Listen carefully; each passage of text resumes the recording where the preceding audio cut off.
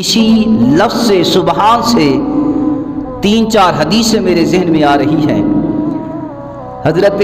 سامورہ بن جندب رضی اللہ تعالیٰ عنہ سے روایت ہے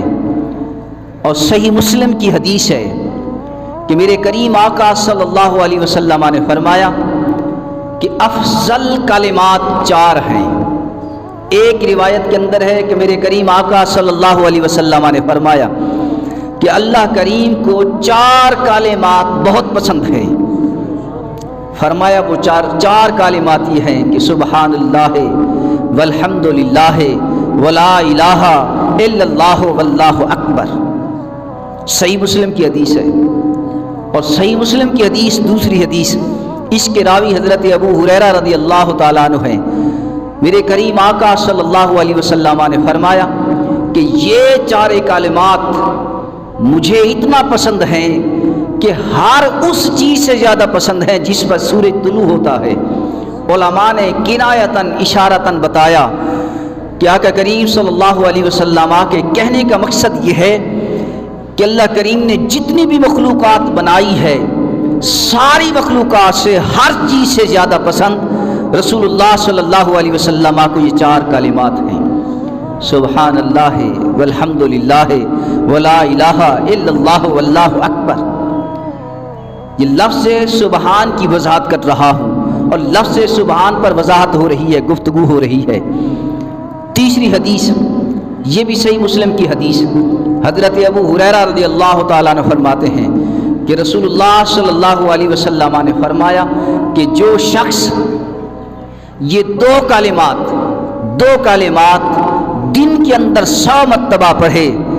سبحان اللہ و بحمدہ سبحان اللہ العظیم، جو شخص دن میں 100 مرتبہ روزانہ پڑھے اللہ کریم اس کے سارے گناہوں کو مٹا دیتا ہے، اگرچہ اس کے گناہ سمندر کی جھاگ کے برابر بھی ہوں۔